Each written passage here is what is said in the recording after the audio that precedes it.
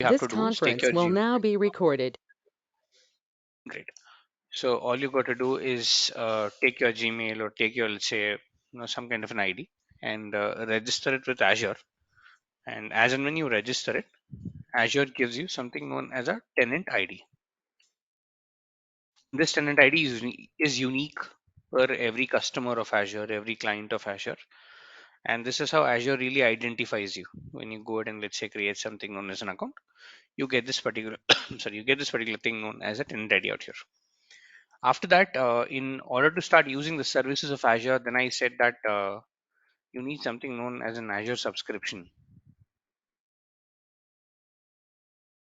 So you'll have to subscribe to the services of Azure, and in order to do that, you will have to go into portal.azure.com, log in with your account, and once you've logged in with your account, you'll have to go under subscriptions, and you'll have to start adding something known as a subscription out here. And when you add a subscription, you have multiple options out here like free trial, pay as you go, and multiple things out here. So you have free trial, you have pay as you go, you have a lot of things out here that Azure really offers out there.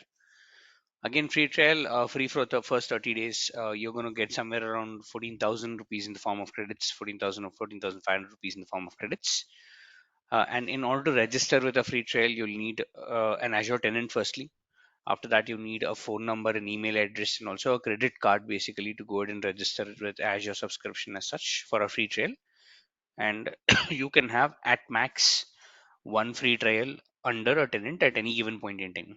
After that particular free trial is expired, you cannot, let's say, go ahead add a new free trial under the same tenant out here as such.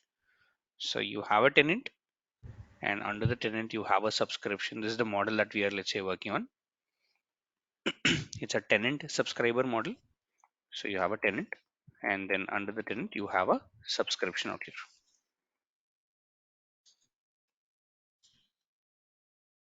So a parent and a child relationship out here. After this, we said, how do you actually add users? How do you, let's say, go ahead and share your tenant with multiple users out here? And that's where user addition came into picture, and we went ahead, started adding multiple users into our Azure tenants. So we added multiple users. Again, how did we add it? We just went into something called Azure Active Directory. After that, we went into something called users, and then we said new users, and then we said, okay, fine, create a new user or invite an external user, and so on and so forth. So once you create a new user or invite an external user, that particular user will be able to log in to the same tenant ID that you see, which is something like this. This is my tenant ID. The user who logs in with their own account, like user1 at the rate something.com or user2 at the rate something.com, will log into the same space like you as an administrator logging in. So you will share that particular subscription. You will start sharing that particular, sorry, tenant out here. And then I said, if these users need to also have access to your subscription, then you will have to add them under the subscription and give them something known as a role based access control, RBAC, role based access control out here. And then we said that Azure broadly offers multiple roles like owner, reader, and contributor. And then we were defining what an owner can do, what a contributor can do, what a reader can do, and how can you add a particular user into your tenant and give them that particular role out here. This is what we were doing out here. So yes, any questions till here? Anyone, any questions till here that I can take? Anything till here? Anything which is confusing till here? Anything till here that I can take? Good morning, Suresh. Good morning. Good, please. Suresh, whenever we are adding a new user, right? So Mm-hmm. is that directly getting added to tenant or to the subscription? Or first we are adding to So the tenant and then we are giving, access to subscription. correct. So first you're adding to the tenant, and Hmm. then we are giving then we are giving access to the subscription out here. So we are not directly Hmm. adding to the subscription. You can actually directly add to the subscription as well. You can give a role onto the subscription and the user will automatically get added to the tenant as such. But normally the norm Sorry that to we cut follow. you. Mhm. I didn't get that. You said that directly I can also add into the subscriptions. How it is? Yes, just go into the subscription and just do whatever we were doing earlier, like access control. I'll say add role assignment. I'll say No, contributor, say next. this is the role assignment we are giving now after adding the user to Exactly. the tenant. No, even before you add the user to the tenant, I'm not adding Hmm. the user to the tenant right now. There is no user in the tenant right now that I do have. You can directly say xyz@gmail.com. The xyz@gmail.com doesn't exist in my tenant, right? We can Yes. send an invite directly from here. So either ways, it's okay. Either you add the user directly on the tenant and then give him a role assignment, or you want Hmm. to add the user directly from here and then go ahead and let's say send the invitation across. Anything is okay. But the convention here is to add the user into the tenant and then give them a role based access control on the subscription out here as such. Okay, so here one more question arises to me.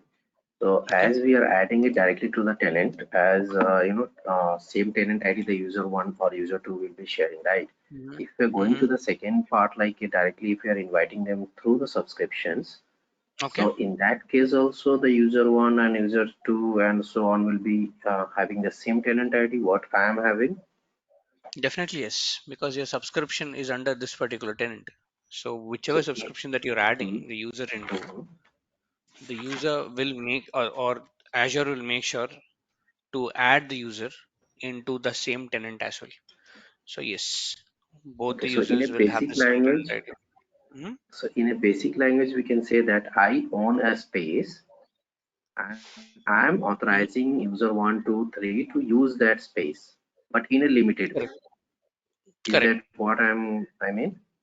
Yes, Right? that's correct. Okay. That's correct. Thank you. No I problem. have few more Yes, doubts, so I'll be taking it at the end. sure. Sure. We'll take that in the Q&A. Yeah. Thank you. Okay, no problem. Yes, any more questions here, guys? Still here. Anyone? Any more questions still here?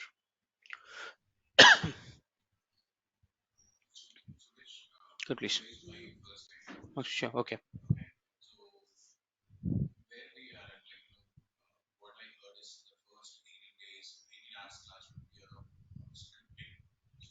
No, not the first 18 hours, I would say. Scripting will start later. Like, this is all the theory of it. So once the theory is completed, like it will take me one more week to do the theory of it. We are in the Azure Administrator, but the first 40 hours is going to be Azure Administrator. First 40, 35, 40 solid hours is going to be Azure Administration. Only then we are going to move into DevOps. Scripting automation will be covered as a part of Azure Administration itself.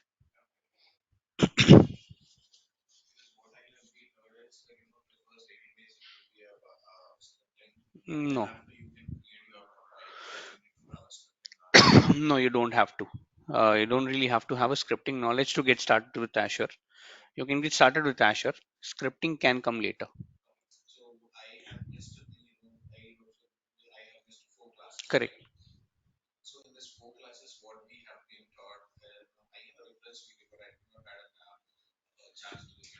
Okay.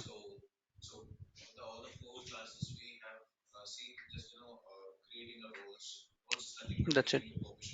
Yes. Yes. Correct. That's the only thing we learned earlier.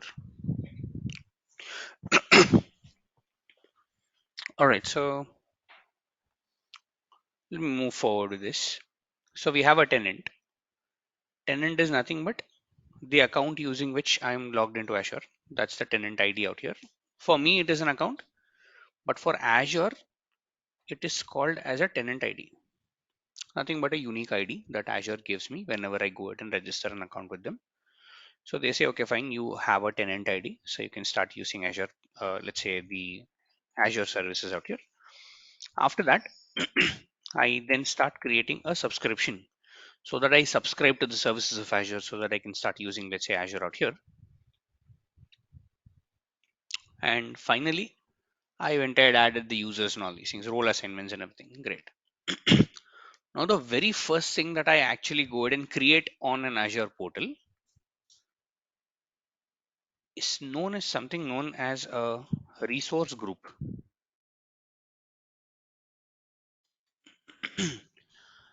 Resource group is the smallest unit that you can actually start creating on the Azure portal out here.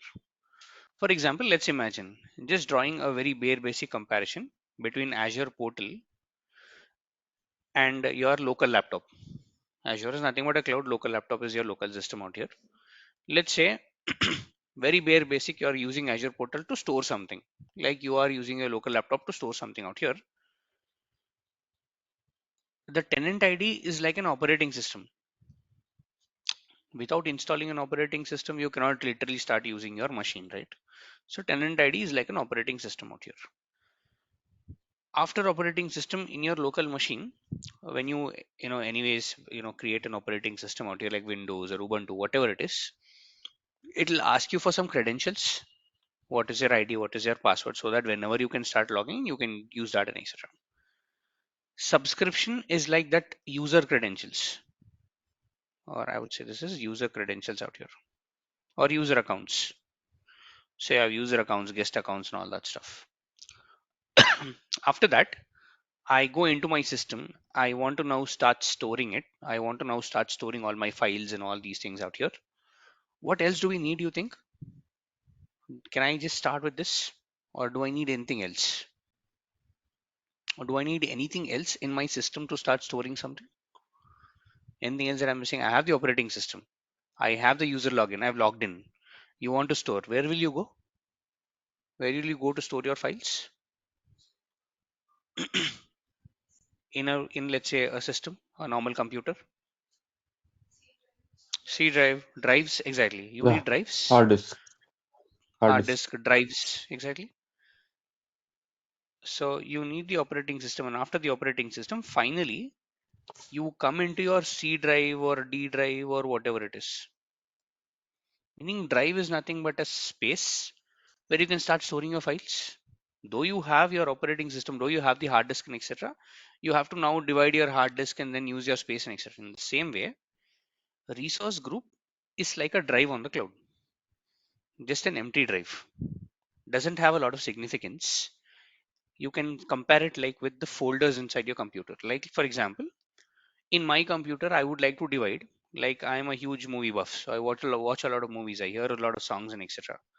I would like to divide things, telling that one folder for movies, one folder for let's say songs, and one folder for my books, and one folder for everything and all those things. I would like to arrange. In the same way, resource groups in Azure help you arrange resources or help you group resources. Like for example, you can say one resource group is for all the resources that will hold data, like storage accounts, SQL databases, Cosmos databases, and all these things, and you can group them together using one particular resource group. You can say the other kind of a resource group is for application, like you can have your virtual machines, you can have all these things out here. You can say third resource group is for network and all these things. So you don't, I mean, again, you do not need to have, let's say, multiple resource groups. You just need to have one to get started with. And using that one resource group, you can stack all your resources. So resource group is nothing but a logical grouping of your resources. Yes, please. Logical grouping of your resources. Nothing but you can compare it with the drives in your computer. So let's go there and let's put this in. Again, to create a resource group, you will need a tenant A, and you will at least need one subscription B under, let's say, in the Azure portal out here, and under which you can now start creating something known as a resource group out here. This is a symbol of a resource group in Azure. This is how it really look like, or this is the icon for resource group in Azure. Again, under one tenant, you can have multiple subscriptions, right? This is something that we discussed.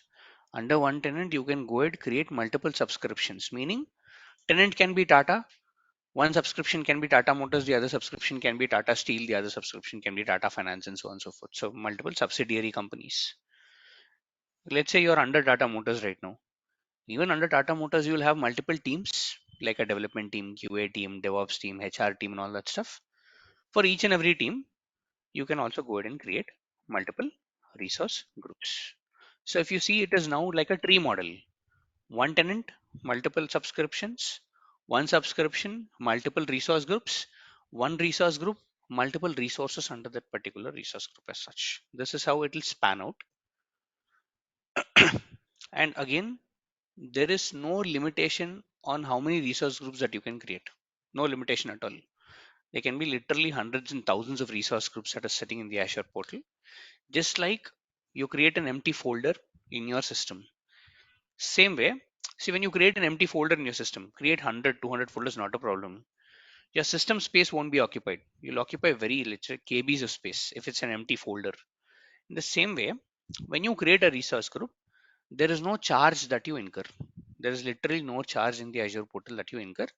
It's because this is an empty shell. It's just an empty resource out there that you create out there.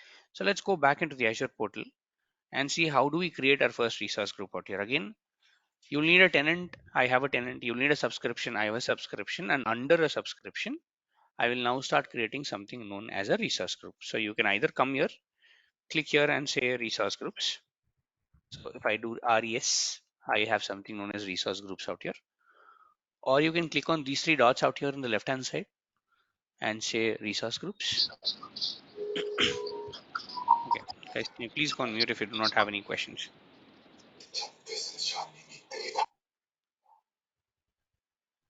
Okay, thank you. Okay, or you can come directly into your home page, and if you just scroll down under navigate, you find resource groups. So three ways in which you can come here, and I'll say click on resource groups out here. And in my case, I have one simple resource group called network watch or RG or something like that. In your case, when you click on this, you will see an empty telling that, okay, fine, go ahead, create your first resource group and etc. I say great. And now to create a resource group, I'll click on the create button. I'll say create. And now it's telling, firstly, it's telling you the description. Telling a resource group is nothing but a container that holds resources for an Azure solution. The resource group can include all the resources or can be managed, or you can group things. So that's what we were discussing. After that, just scroll down. It's telling what is the project detail. It's telling, okay, fine, what are your project details? Meaning, under which subscription you want to create this resource group. In my case, I have only one subscription. In your case, if you have access on the subscription, again, to create a resource group, you at least need to have a right access on this particular subscription, meaning at least a contributor role. At least a simple contributor role is what you need on this particular subscription out here. And since I have the role, it's telling, okay, fine, this is a subscription that you have a role on. You can go ahead, create something. I'll say, okay, great. Let me select the resource group. And it is now telling me that the name of the resource group. It's telling uh, what is the name of your resource group out here. I'll say, okay, fine. I'll give a random name out here. Telling it is developer hyphen resource hyphen group. A resource group that I'm creating for the developers inside my organization. And I'll just scroll down, and very importantly, it's telling what is the region in which you want to create this particular resource group. Again, coming back to the very first class, the very first demo session that we said is that Azure Cloud is nothing but a provider called Microsoft has bought a lot of services or bought a lot of servers. Servers are nothing but physical space.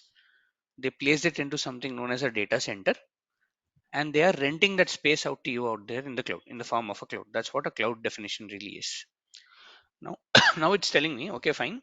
If you create a resource group, I will need some small space. I need to allocate some small space to you on a server that is somewhere that's sitting in some different region. And now it's asking me which region of the data center that you want to actually select. I'll say great, not a problem. If I just click this drop down, I will have all these regions out here. All these regions represent the data centers of Azure. everywhere where Azure has its presence. So since I'm a user in India, I want to create a resource group which is closer to me. I'll say India. I have three different regions out here, or three different, let's say, zones out here in India, which is Central India, South India, and West India. West India, Pune; South India, Hyderabad; Central India, I am not too sure on where basically the data center really is, but I can check and let you know. So I'll say Central India. I'll take some region out here, and next I see something known as what? Tags. Let's go there. Apply your tag to your Azure resource to categorize this and so on and so forth. Let's see. Before going to tags out here, just want to ask a very generic question. Did you hear this terminology called tag somewhere? Tag as in price tag? Heard something? Meaning very simple. See, if you go to a general shop out here, the general consumer behavior is something like this. You look at the price tag, then categorize the product, telling it's costly or cheaper or something like you can afford it on all these things. So tags, I can say, will help you identify something like a price tag or the ISO tags and all that stuff will help you identify something out here. In the same way, I am now telling that over a period of time, you will be having hundreds of resource groups created under your Azure subscription. Now, let's say my administrator comes to me and he asks me, can you tell me what are all the resource groups developers are working on? By the name of it, I can tell. Looking at the name, telling it is developer resource group, I can tell it. But what if I'm not following the naming convention? I'm just putting some random name out here and etc. It becomes very difficult to understand who's using this resource group, who's the owner of this particular resource group, and for ease of management. At a later point in time, let's say down the lane, 6 months later, someone comes to me and asks, who's owning this resource group? Can you give me their email ID?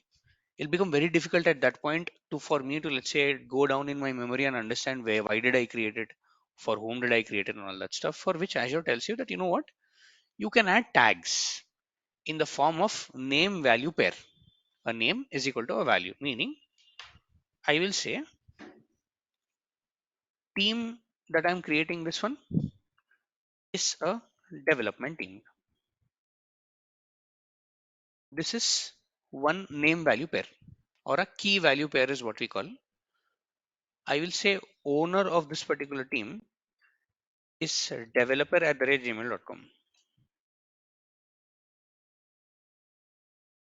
And I can keep adding multiple things. I can say phone number of this particular person, something like 99999, something like this. So that it makes it easier for me going down the lane, let's say 6 or 7 months, to understand who's owning this resource group. How are they really owning? Which team is, let's say, really responsible for this and all these things out? And there are again no limitations on how many tags you can add. You can add multiple tags out here. If you have, let's say, cost center, you'll have a lot of things out here. You can add location, you can add a lot of things out here, and then I will say review and create. So what I did, I in the very first page, I said multiple details like what is the name of my subscription, what is the name of my resource group, in which location or in which region of Azure data center that I want to create this in. Then I came down to something known as tags. Then I went ahead and I said teams development and all these things out. Then in the final page, which is review and create, Azure will do a validation to understand whether the name, the location, the tags, all that you pass, is it valid? Are you following all the right conventions? And then it is going to give you something like a confirmation page telling that you know what, you are creating a resource group under this particular subscription called Visual Studio Enterprise subscription. Name of the resource group is developer RG, and these are the tags that you have given. Are you okay with this? And if you are, hit the create button. And as when you create the hit the create button out here, it took a second, less than a second actually, and it said resource group is created out here. This is how you can create your resource group. Let's create one more. This is for the developer. I'll create one for the tester. So I'll say create. I'll say this is tester, tester hyphen resource. hyphen group. I'll say this is India again, Central India. I can again say a team is testing. Owner is someone like test@gmail.com, and then I can say something like phone number is something like 888, something like this. I said review and create this out. So I'm going and reviewing, creating this out, and I'll say create. So over a period of time, I will be having multiple resource groups like this. I have tags, I have a lot of things out here. And the advantage of this one is that, let's say after 6 months, my administrator is coming to me and is telling now, can you tell me what are all the resource groups that are owned by a person called developer@gmail.com? I'll say, great, not a problem. I'll just come here into the Azure portal and I'll add a filter here, telling add a filter, and filter here is nothing but owner. I will say is equal to developer@gmail.com. I'll say apply this out.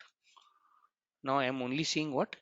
One resource group, because I added a filter wherein I'm telling the owner, the tag called owner is equal to developer@gmail.com out here.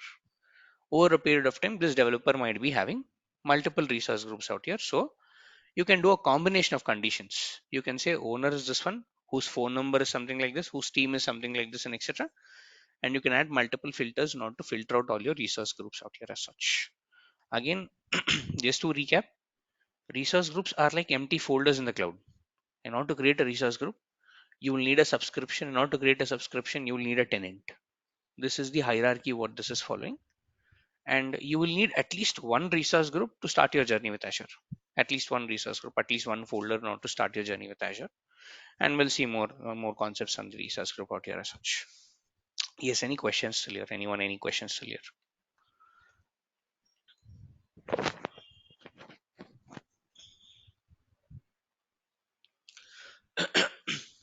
Okay, voice is not audible. My connection is stable, but I'm not getting audio. Again, people in the entire class are able to, let's say, listen to me. So I think there's some issue at your end. I would say please drop and rejoin the call, and that will kind of help you out. Yes. Any questions still here? Anyone, any questions still here on what are resource groups out here in Azure? Anything till here? Yes, I have a question. Good, please. Yeah. So when we are going and creating a resource group, okay. Mm-hmm. So just give me 1 minute. When I click on create, Okay. there is one thing, resource group. You have typed like testing hyphen. Is that required to type hyphen and all those things? Why can't we type only testing or something else? You can type, not a problem. But I am following a convention. If you look at this, I am following a convention telling it is hyphen resource hyphen group. It's just the naming convention that you're following. That's it. Sorry? It's not mandatory. Okay, is that It's not a mandate. No, it's not that's mandatory. what. That's what you're saying. It's not a mandate. See, you can name your folder telling my computer hyphen my files. I'll name it my files. Hmm. It just depends upon what your organization prefers your resource groups to be called. Normally, when you are working in a project, you would like to have a pattern. You would like to, let's say, have a pattern in which you're naming your resources so that later in the future, it's easy for you to filter things out. So if I see developer hyphen resource hyphen group and hyphen my project name, I'll be able to understand, okay, fine, these are all the resource groups which are, let's say, my project out here for my particular project out here and so on and so forth. So yes, it's not a, let's say, convention, or sorry, it's not a mandate. It's just a convention basically that you need to follow so that you can identify your resources at a later point in time. Basic question. I don't know this is the right or wrong, Okay. but I think I have a doubt on it. Okay. Like whenever we are creating a resource for just example for developer, okay, and we Okay. have given the user ID and the name and phone number you said, right? Okay. Uh, if tomorrow that person left the organizations, Okay. so in that case, how we are going to rectify it? So that's the reason we don't give a email ID of one particular person. We give the email ID of an entire delivery list. Mhm. DL. I'm giving an example here telling it is developer@gmail.com, but normally you don't give one particular person out here. You give a delivery list out here. Delivery list contains a lot of people. So even no matter who leaves, someone gets added back again. So that particular delivery list will always be alive as such. So if some person is leaving the organization, direct automatically his email ID and everything will get deactivated. Email ID of the person will get deactivated, but not the delivery list. There is a difference between the person's email ID and the delivery list out here. Delivery list is nothing but a list of Mhm. email IDs that basically you basically have, and you add Okay. in the tags, you add something like a delivery list email ID out there. Like developer@gmail.com is not a Okay. So person; here, it's a list. It's a group. Yes, yes, yes. So here also we can export a CSV files just as we did in this subscription. yes, you can export a CSV file out here to get the details of all your resource groups and etc. into a comma separated value as such. Thank you. Yes. Any more questions, sir? Yes. Any more questions? Yes, go please.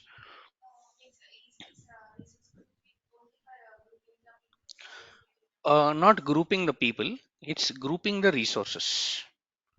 Resources like, sorry, no. User is not a resource. User is an actual person, like you, like me. We are the actual people out here who create resources. Like for example, you have your laptop. You're creating folders. Are you creating folders for users or are you creating folders for files? Files, exactly. Same thing applies to Azure. We are creating resource groups to create resources later. And what is a resource? Is like, for example, you want to store something in the cloud. If you want to store, there's a resource called storage account into which you store something. You want to, let's say, create a machine. There's something called virtual machine. That is a resource. All these are resources in the cloud out here. And to create any resource, you will need at least one resource group out there. Okay. Yes, go ahead, please. Correct. Is it possible to edit? Okay, good question is that I've created a resource group. Can I edit it? So my question back to you is that what is the thing that you want to edit it? Name, location, mail ID, and all these things are. So if I go here inside the resource group, if I click on a resource group, there are these tags. You see edit option here. You can edit the owner and then you can edit all these things. You can edit all these fields. Let's say this is not developer. This is developer one. I can save this. Now if I just scroll refresh, now I see what? Developer1@gmail.com. This can be edited. Can you edit the name? No, you cannot edit the name of a resource after it is created on the Azure portal. Rule number one. I'm sorry. Not subdocument, I would say. No, subfolders. No, it's like till here, it's like till folder structure out here. After that, you cannot create a resource group inside a resource group. That's something that you cannot do. You'll have to start creating resources inside a resource group. But again, to answer to your question, can I edit the name of a resource group? No. Once you create a resource group, you'll have to live with that name.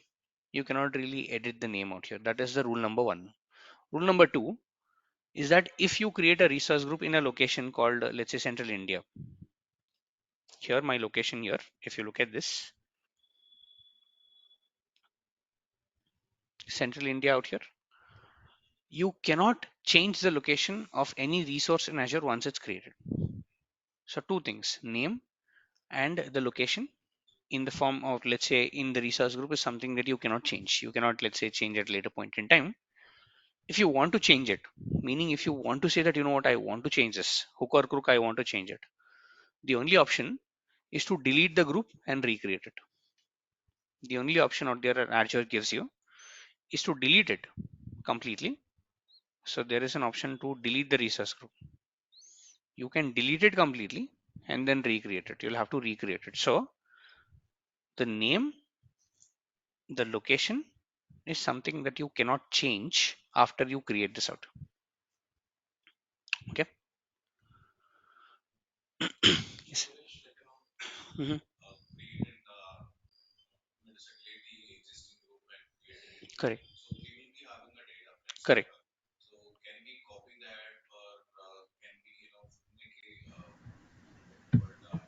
You can move those resources. If you already have a lot of resources under your resource group, you can create a new group with the name, the location. You can move all your resources under a different group and then delete this out. So you have an option to move it.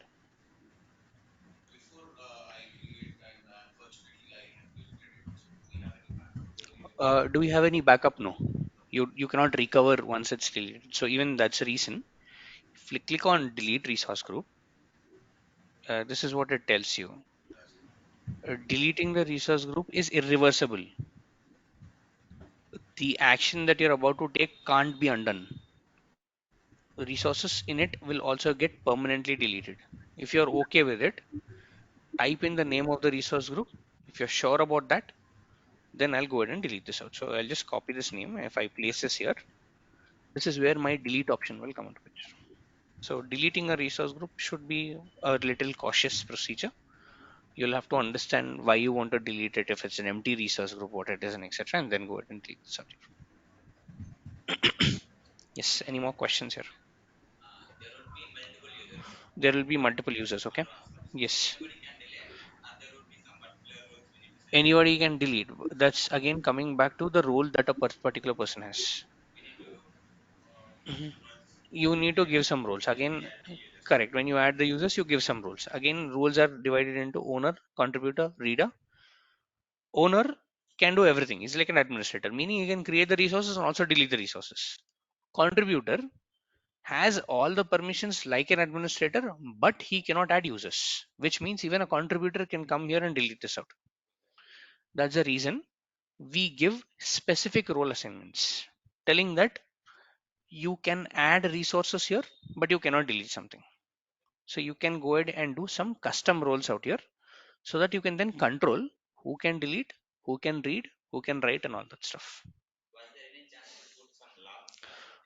Good question. Is there any chance to put a lock? Do you see here an option called locks? You can lock your resource groups out as well, which we'll see on how do you put a lock and what happens when you put a lock out here and etc. So yes, is there is a chance to go ahead and lock your resource groups so that people do not accidentally delete it.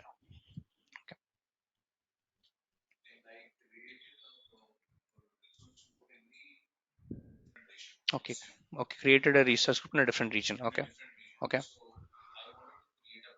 Hmm.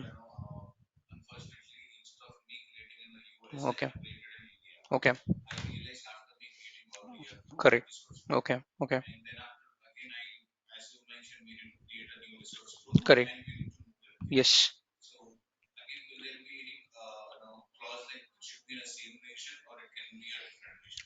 Again, it can be in a different region. Shouldn't be an issue. It can be a different. Yes. It can be a different region. Yes. Yes. Any more questions here? Okay. Let me take one question online. Let's see. Sir, if I want to create the same resource in a different location, is there any possibility to create? Good question. If I want to create the same resource group in a different location, guys, please go on mute. Just a second. Guys, please go on mute. I'm getting a lot of disturbance out here. Okay, thank you. Sai Chandra, do you have a question? Okay. So the question here is that someone online is asking is that, sir, if I want to create the same resource in a different location, is it possible? For example, let's say I take the same resource group name. So it's developer hyphen resource hyphen group. I go into my resource groups, and this is in central India. I want to create the same resource group in East US too. So I'll say create. I'll place this here. And do you see what is the error that I'm getting? In the same subscription, meaning in the same subscription, you cannot have two different resource groups with the same name. Even though the location is different, you cannot have the same name out here. A resource with the same name already exists in the selected subscription called Visual Studio Enterprise subscription. But let's say you have a free trial subscription. You can take this name and create it. Doesn't stop you. It doesn't really stop you out here. You can go ahead, create your own resource groups with the same name out here as such. So the thumb rule here is that the name of the resource group should be unique inside a subscription. So just again, giving an example, Tata Motors has created something, a subscription called, or a resource group called developer hyphen resource hyphen group. Tata Steel, who have their own subscription, can create the same resource group name. Shouldn't have an issue out here. Yes. Any more questions still here?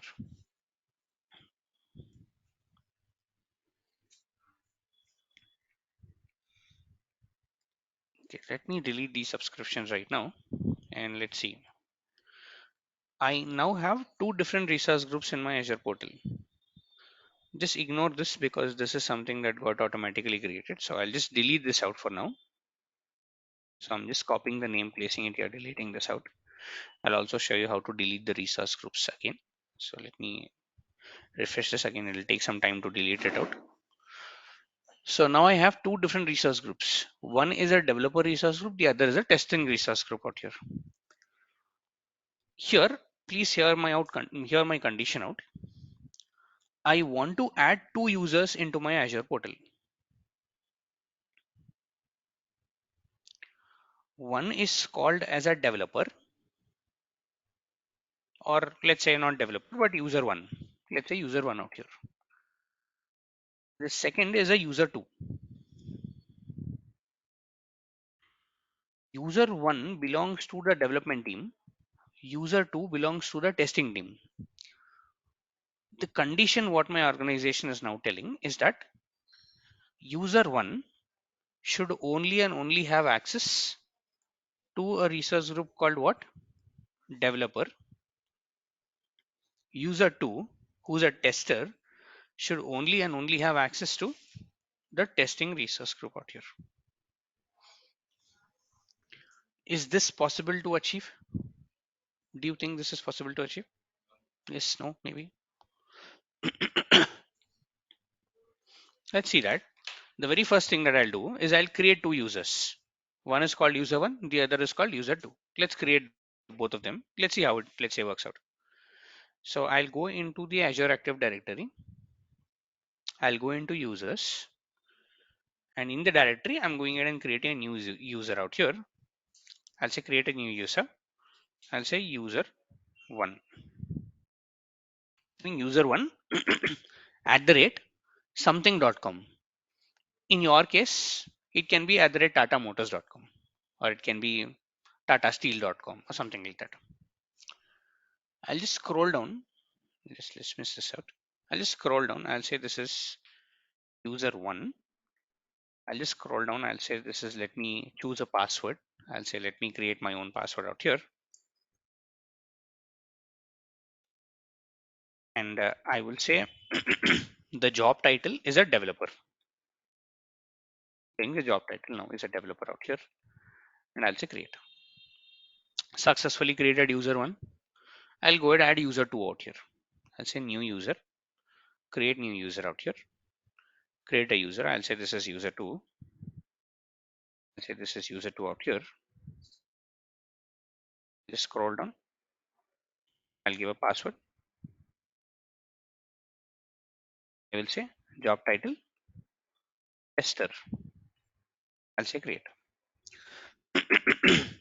So two users have been created. They'll get reflected in a second. One is a user 1 who belongs to a development team. The other is a user 2 who belongs to a testing team out here. I created the users right now. What do you think is the next step? How do I do a role assignment? I am. Where should I go to do the role assignment?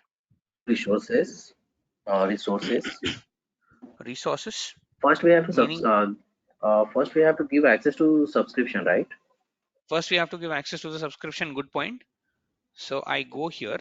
And I say add role assignment. And let's say I am adding a role called and then contributor. contributor. I'll say next, I'll say add members. I will search for user 1. I'll say select. I'll say review and assign. Review and assign this out. So this user 1 is being added to my subscription as a contributor. Now let me take that user ID. So I'll go into the Active Directory, say users. I'll say user 1 out here. And this is the ID of the user. This whole thing is the ID of the user. Copy this out. Go into an incognito window. I'll say portal.azure.com out here. Place this one telling user at the rate something. I'll say next. I'll give the initial password out here. And it's now asking me to change the password. So I'll do that in a second.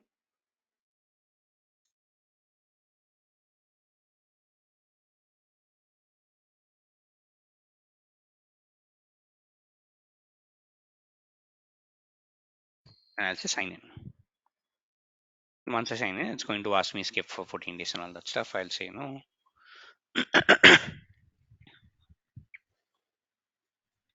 So I am now inside the Azure portal.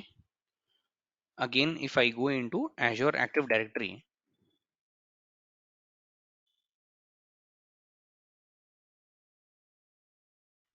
I am literally able to see the same, let's say, tenant. So logged into the same tenant like the administrator did, but the tenant ID is different. And let me go into something called as resource groups. Can't see the screen. Can't see the screen. Let's see. I am still sharing the screen. Can everyone see the screen online, guys? Okay. Yes. Okay. Okay. Looks like there is some issue at your end. Please drop. I mean, please rejoin. Yeah. Okay. So I'm here, and what I'm able to see, both the resource groups, developer and tester. I'm able to see both of them. But am I supposed to see both of them? Yes. No. My organization is now telling me that this user one that you have should only have access to what? Developer resource group. User 2 that you should only be having access to what? Testing resource group out here. But I am able to see as a user 1, if I log in, this is user 1 at the rate something. I log in, I'm able to see both the resource groups, developer and tester. Why do you think this is happening? Location is same. Okay. Subscription, sorry. Resource group we have not assigned to any role. Resource group assignment. Okay. Okay. But why do we think this is happening right now? Because in the same subscription we have In the and same under same subscription we tenant have, ID. under the same tenant ID, which means that when I gave a role assignment, I gave a role assignment called contributor to this particular user at the subscription level. This is where I added, or this is where I went ahead and did a role assignment to a user called user one out here. As and when you do a role assignment at a subscription level, which means as and when you do a role assignment to someone at a parent level, which is a subscription in my case, all those users will inherit the permissions to the child level as well. Meaning this user will not only be a contributor at a subscription, he'll be a contributor to resource group 1, resource group 2, resource group 3. Which means let's go ahead check this access. I'll just go back into the Azure portal. I'll go into the subscriptions. And here I am logging in as a user 1. If I click on Visual Studio Enterprise subscription, go into identity and access control and see view my access. It's called what? Contributor at what level? This resource, which means what resource this is? Subscription. I'm a contributor as a subscription, which means it's selling this resource. Let me come back to the resource groups. One of the resource groups I'll go into. Even under the resource group, there is something called what? Identity and access management. Let's go there and say view my access. What is it telling you? Contributor, scope subscription, bracket what? Inherited. Meaning you got this inheritance from the parent, which is the subscription. So whatever is the access that is there in the subscription just got inherited into the bottom layer, which is your resource groups out here. Now my question is that, or my assignment for you all to let's say today's session is that please try this out. I'll in which ways cover it out, but I want you to try it out before you go ahead and do it. I want user one to only be able to see developer resource group. I want user two only be able to see tester resource group out here. Tell me how can you achieve this? Tell me how can you really achieve this out here? Do a Google search, see the documentation, see how this is achieved, and then we'll continue the session from tomorrow telling how this is achieved and how can you go ahead and do this out there, etc. But what I want you all to follow is the underlying concept on what do you mean by inheritance. This is something that I want you all to check out. Yes, any questions till here? Okay, let me take questions that is there. Yes, we can see. Yes, correct.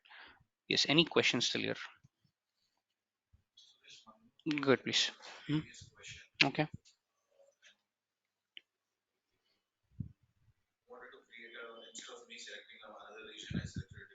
Okay. Okay. Mm-hmm. Correct.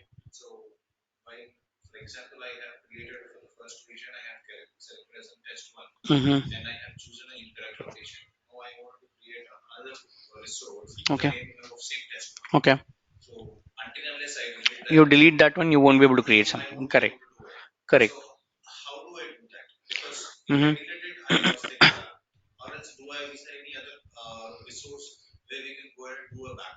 Again, yes. Yes, you can do that. Again, that's the reason we kind of suggest to be a little careful before creating a resource group. Okay. So in your case, let's say your question is that I have a test one in let's say a location called Central India. I have resources inside it. And in a different region, I also want to go ahead and let's say create test one, which is not possible because you already have test one out there. So you want to do something like this. You have a test one, you have resources under it, you want to migrate it into a different resource group out here, but you cannot create test one until you delete this out. So this is what I'm going to do then. Test one, I'll create one more resource group in the destination region that you want.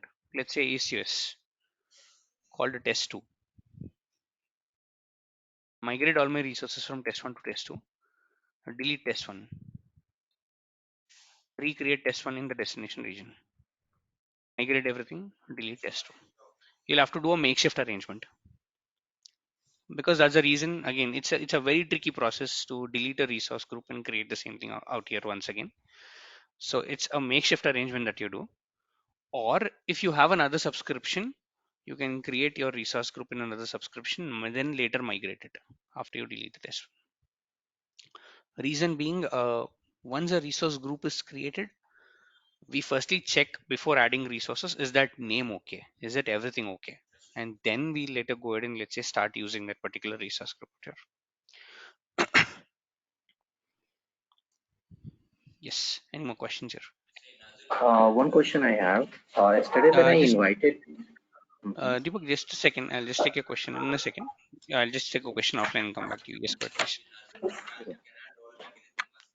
In Azure, we cannot roll back anything, not anything. There are a few resources that you can roll back. You need to delete. There's a few things that you can roll back. Direct parent resources cannot be rolled back. Parent resources like, let's say, resource group is a parent resource. If you delete a parent resource, all the child resources inside that will also be deleted, undone. You cannot undo that particular procedure. So parent cannot be undone. Child resources, a few can be undone. We'll talk about those things as well. Yes, Deepak, go ahead, please. So yesterday, what I tried to invite, for the user. I invited my Hmm. old Gmail account. I have Okay. my Gmail credential and passwords.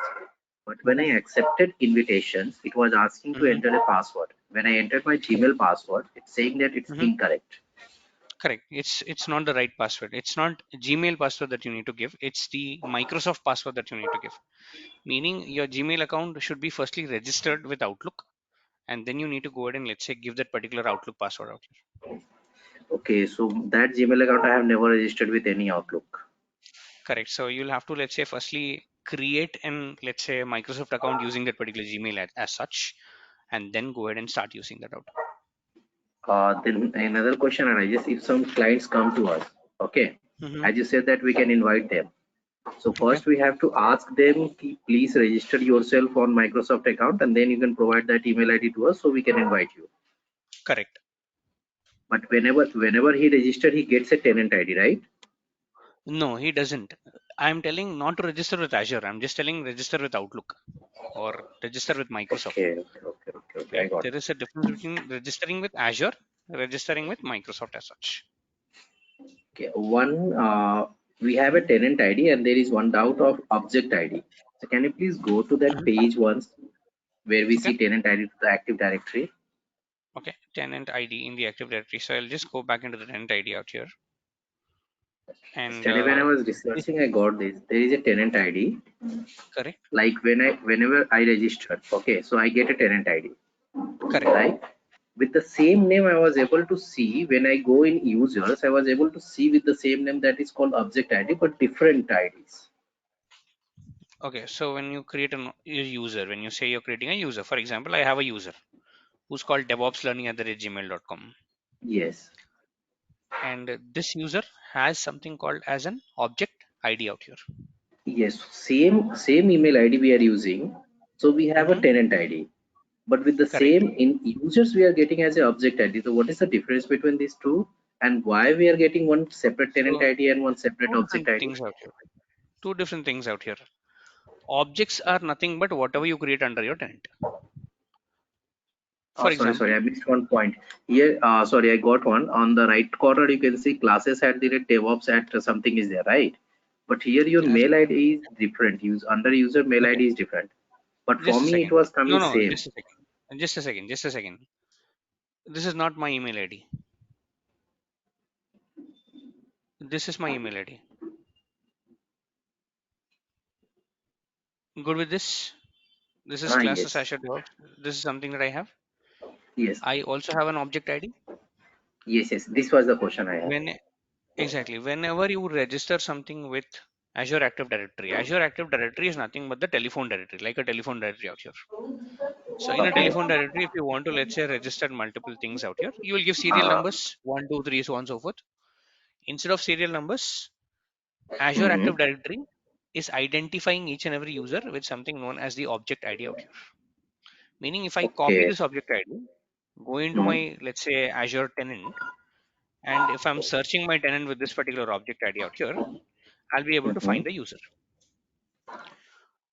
So for Azure, it's an object ID out here. So whenever you create a new user, that particular user is going to get something called as an object ID out here as such.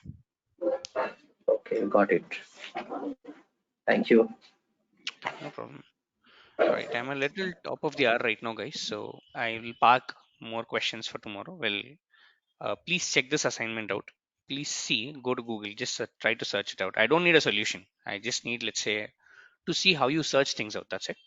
And in tomorrow's session, we'll answer those up. Okay. Thank you.